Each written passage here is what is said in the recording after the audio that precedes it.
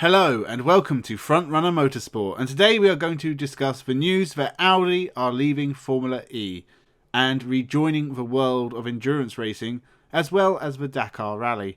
This is a bit of a shock considering their success in Formula E, but there is a lot to look into, so leave me a comment with your thoughts on Audi, and with that remember to subscribe, sit back, relax, and let's begin.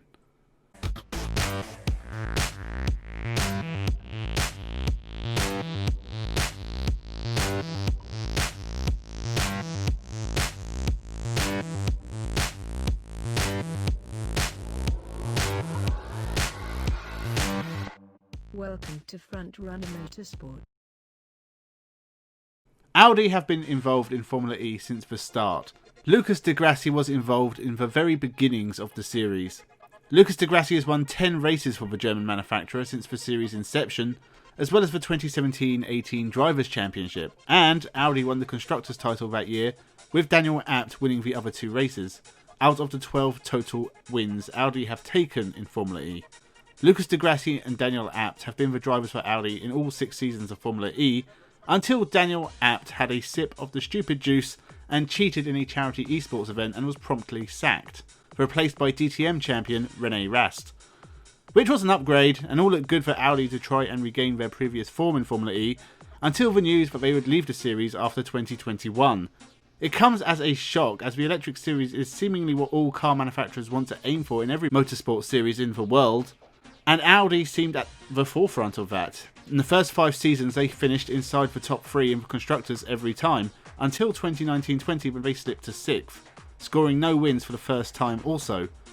Lucas di Grassi had also finished in the top 3 every season until the one that just finished, so maybe the signs were there already, but Audi have been a big part of Formula E, taking the first ever Formula E win when Lucas di Grassi inherited the lead after Nico Prost kiboshed Nick Heidfeld at the last corner of the very first race.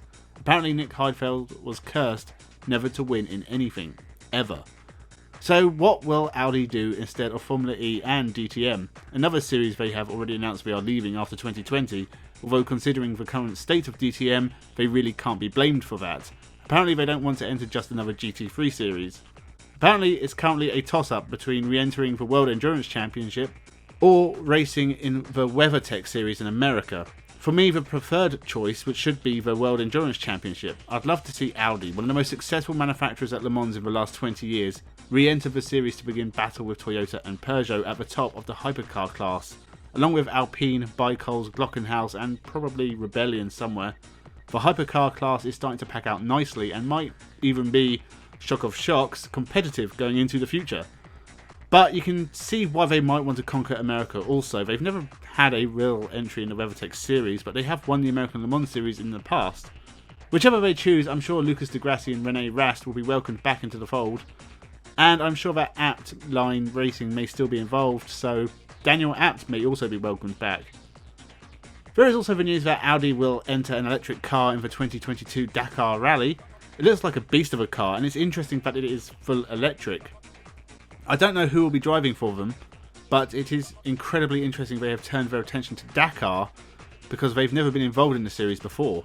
And it'll be interesting to see how well they do in the series, and more interesting that they are turning their attention back to rallying.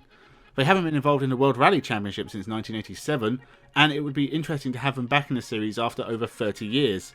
There's nothing out there currently regarding if that is their eventual intent or not, but with WRC going full hybrid in 2022, and if Audi have success in the Dakar Rally, then why not? Anything is possible in motorsport, and Audi would be welcomed back with open arms. It's a shame Audi are leaving Formula E, they will leave us with some good memories. Behind Nico Prost, how aggressive is he going to be? Coming down into turn 3, into the left-hander, he goes side by side. Oh, he hits him! I don't believe it! The 2 championship contenders out at turn 1, and that means di Grassi would win the championship on countback. Can you believe it's happened immediately? I was joking about that in the interview. But there are rumours of new teams lining up for a chance in the series. Scuderia Imcar, an Italian-Turkish operation, was looking for funding, but there's probably no one ready to go anytime soon, so Audi will leave a gap on the grid. As will BMW, as they are also leaving Formula E after 2021. It's less clear as to why. Both BMW and Audi have said it's because they can't develop the cars any further, but at least with Audi they are pushing into new series.